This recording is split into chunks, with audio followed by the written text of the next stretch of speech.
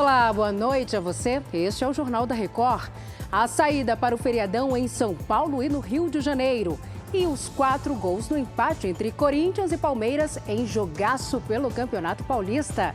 O Jornal da Record já está no ar. Oferecimento: cartões Bradesco, muito mais benefícios.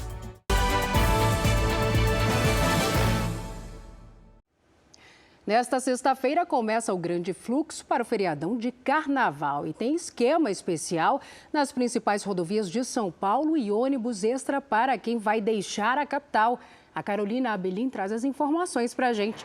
Oi, Carol, boa noite.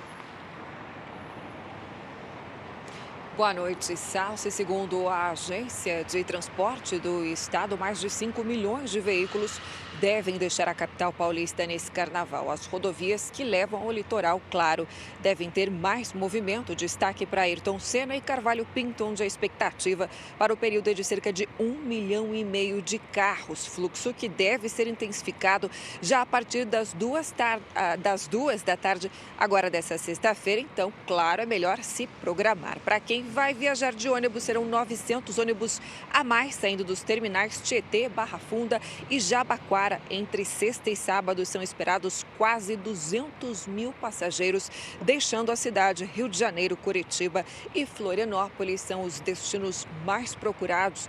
A orientação é que as pessoas comprem as passagens com antecedência ou de forma online. Salsi.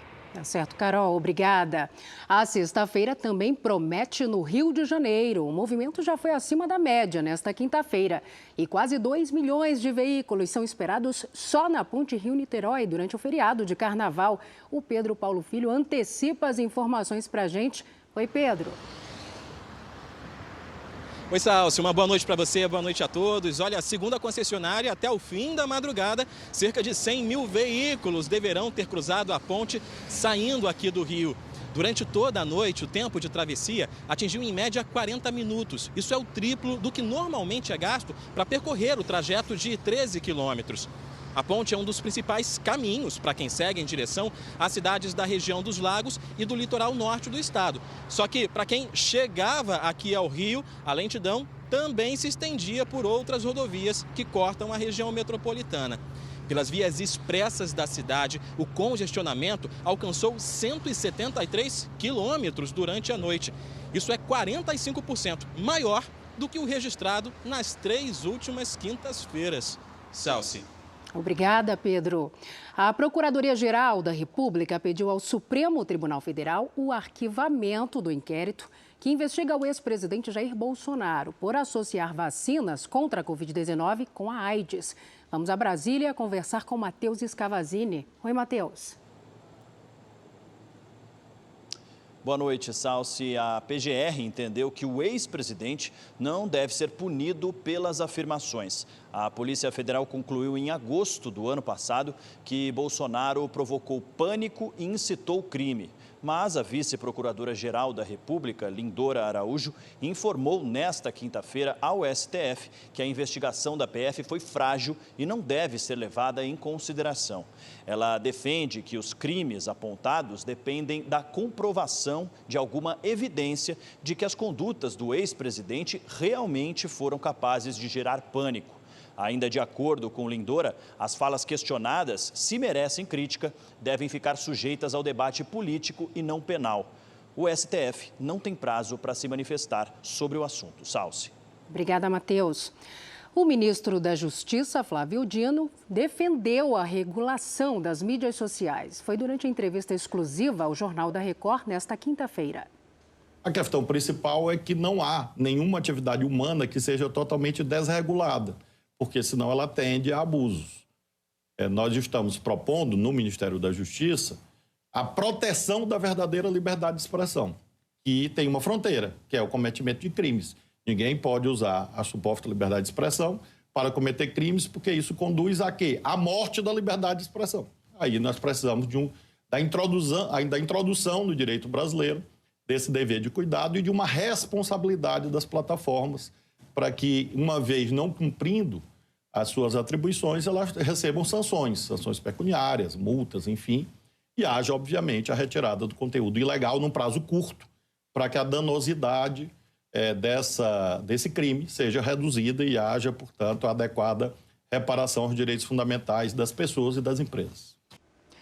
Nos Estados Unidos, a empresa responsável pelo trem que descarrilou perto da divisa entre Ohio e Pensilvânia não mandou representantes a uma reunião com os moradores.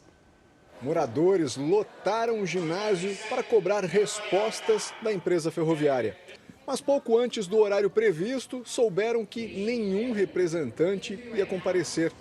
Funcionários da empresa alegaram receio de que fossem agredidos por parte da população. O trem administrado pela Norfolk Southern descarrilou há quase 2 semanas. Mais de 50 vagões saíram dos trilhos. Pelo menos 10 continham cloreto de vinila, substância usada na fabricação de plástico. O material é tóxico e altamente inflamável. Quase metade da população precisou abandonar as casas às pressas por causa da contaminação. Apenas a qualidade do ar não teria sido afetada, segundo as autoridades de saúde. Novos exames devem ser feitos no solo e nos rios, mas a orientação é para que ninguém beba água da torneira. Há relatos de milhares de peixes mortos e até agora ninguém sabe se é seguro continuar vivendo na região.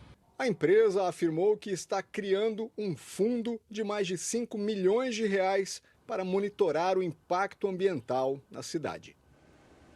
E um outro trem com carga tóxica saiu dos trilhos nesta quinta-feira nos Estados Unidos. Desta vez foi no Michigan. As autoridades locais pediram para que as pessoas evitem a região onde houve o acidente.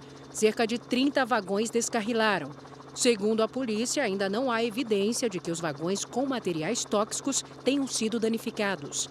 Os 2 trens são da mesma empresa, a Norfolk Southern. A família de Bruce Willis anunciou que o ator foi diagnosticado com um tipo de demência. Em março do ano passado, o astro de 67 anos já tinha anunciado a aposentadoria por causa do diagnóstico de afasia, uma disfunção que afeta a fala. Em uma rede social, a mulher de Bruce Willis disse que o quadro avançou para uma condição mais grave, chamada de demência frontotemporal. A doença não tem cura. Agora o futebol, noite de clássico no Paulistão. Corinthians e Palmeiras fizeram um jogo eletrizante em Itaquera e deu empate, viu? A Janice de Castro conta pra gente como foi aí essa partida. Oi, Janice. Oi, Salsi. Boa noite para você e para todos. Olha, foi um clássico disputado e cheio de emoção. Mesmo debaixo de muita chuva, Corinthians e Palmeiras fizeram um belo jogo. E o empate foi um resultado justo. O artilheiro Roger Guedes abriu o placar. Ele recebeu do Renato Augusto e bateu firme. Foi o 5º gol do camisa 10 no Paulistão. O Palmeiras empatou no final do primeiro tempo. Após cruzamento do Rafael Veiga, Rony mergulhou e deixou tudo igual. No início do segundo tempo, a dupla Veiga e Rony entrou em ação de novo. Cobrança de escanteio e o baixinho Rony de cabeça virou para o Verdão. Aos 32, o zagueirão Gil encheu o pé e fechou o placar, 2-2. Corinthians e Palmeiras seguem tranquilos na tabela e bem perto da classificação para o mata-mata. O Timão lidera o grupo C e o invicto Verdão, o grupo D. Salsi.